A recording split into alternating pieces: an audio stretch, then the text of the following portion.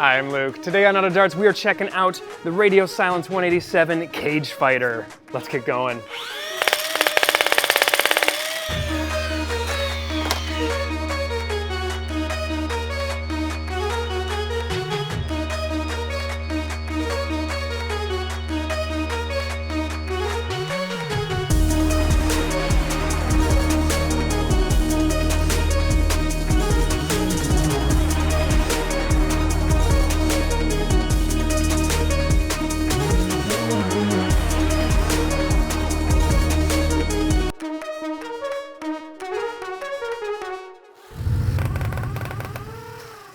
I've been running Auto Darts for nearly 6 years now, and part of running a 3D printed design shop is designing my own products, and the other side is licensing, working with people like Tarek. RadioSilence187 happens to actually be my very first licensed product that I ever sold. He designed this really great stock mount point for the Artemis, which has been tremendously popular over the years, and we still sell to this date. When he recently reached out with a new design, I was really excited to see what he did.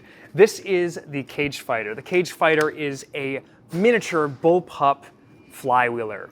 It's got a 2-stage trigger up front, which can also be an instant on trigger depending on how you actually set up the trigger. And these files, I'll say right up front, are freely available online. This is a very unique design. He went with a very minimalist cage design that shows and plays off that namesake. You can see the pusher inside here, and if you print in translucent, like a few of the ones we've got here, you can kind of see the cage and wheels inside as well. We've got a battery compartment in the back with a thumb screw, and we've got a detent style mag release that currently either uses a dart head, or you can also use a piece of dart body, the foam, or finally you can use an actual elastic band. It's got a yoke style pusher, so it's very similar to a rapid strike. It is full auto only, though in the current configuration I find it very controllable. We've got an on-off switch down here, so that acts as your safety essentially, and there are options to put a voltmeter and a sling point in the back. This is of course a Talon compatible magwell. It only works with the standard 18s, the 15s, and of course the Tachi mags. You can't put the angled one in here due to the size, and honestly, as much as I like the angled magazines, they just don't have a place in here because you'd have to make the whole blaster longer just to accommodate them, and really the sweet spot of this blaster is its tiny, tiny size. While we're on the subject of magazine compatibility, if you are building one of these, definitely, and you're using the Tachi, which personally I think looks awesome. It's just sweet. I mean, when you're running around with this as like a little tight form factor, I never had this bump my leg or get in my way or cause me any issues, even when dropping down to my knees. And so it felt really, really good. It is worth noting that if you're going to use the Tachi, definitely get the low rate of fire spring. That will keep up with this 10 rounds a second just fine. Because if you do the high, you're compressing the darts a little more than you want to. And really the high spring for these is just for the really, really high rate of fire. If you're trying to shoot 25 rounds a second, you want to just dump the whole thing. I had a really good time playing with this blaster. It's definitely a very specific kind of blaster. We printed a couple different ones here. We're working through the iterations and giving feedback. I love working with other designers because they approach things in a way that I probably never would have. I would not have designed something like this, and I mean that in the best possible way. Diversity in designers brings us a lot more variety in our actual final products. And that's sort of the next step. Is this version you're looking at here is available on Thingiverse. I'll link everything down in the description. I will also link hardware kits. We're going to sell full hardware kits so you can print your own blaster and then go ahead and assemble this. I will do a mod guide and a full build guide on this in the future.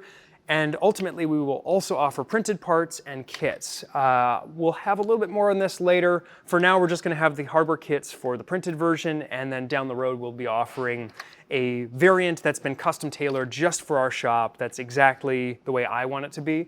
And that version that's been sort of customized and tweaked will be one that we offer for print and for sale as a completed blaster. So look for that later this fall, I guess. We are now in September, so we're probably looking at sometime like an October release for both the printed kits and the assembled, and the hardware kits for this will be up when this video posts.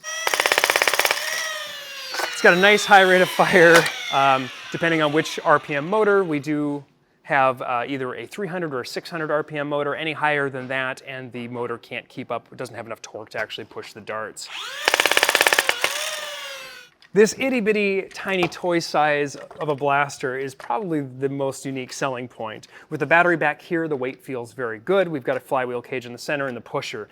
You can't get much more minimalized than this, but it still has this really cool industrial space blaster sort of futuristic feel to it, and I love it. I mean, you look at the Pyara, which is not a big blaster, by the way, and you can just see the size comparison. It's really, really tiny. It also weighs about 1.5 pounds less because this blaster's got a lot of extra plastic and, of course, has a solenoid. Since this doesn't have a solenoid, you get a higher rate of fire, and ultimately we'll probably be looking at a 3-switch setup with a return switch, so you can do a little bit more. Radio Silence has a couple of different options when it comes to the flywheel setup, which makes this blaster and this platform really customizable for your FPS and performance goals. The base configuration, what I've got here, is basically a single stage, and this is a Daybreak flywheel setup. So this gets about 140 in the current Crush setups. It'll be available in all the different Crush options that you could possibly want for that setup. He's also got pulsar wheels for single stage that actually reduces the side profile since the width of the entire blaster is reduced, so I think that's a really neat option as well.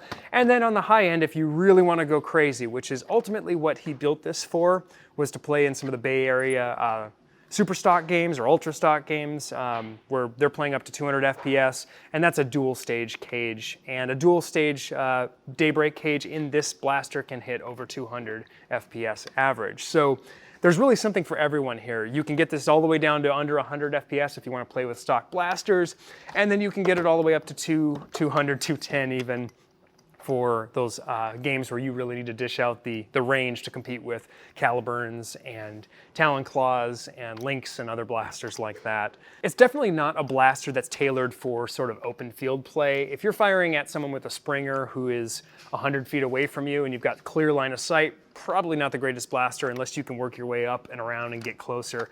Where this blaster excels is its sheer tiny size, compact form factor, and maneuverability, because I found that you can just come around corners and really quickly pick your targets, and I found that it was really, really a fun blaster to play with. I actually had more fun playing with than I thought I would, because it is kind of a goofy, unique blaster. I was a little pessimistic going in, but after one day of playing with it, I was immediately sold on not only offering the kits and printing these, but then offering them pre-built and kind of doing the whole 9 yards as far as it goes and having them on the shop. I did have a chance to pass this around a little bit.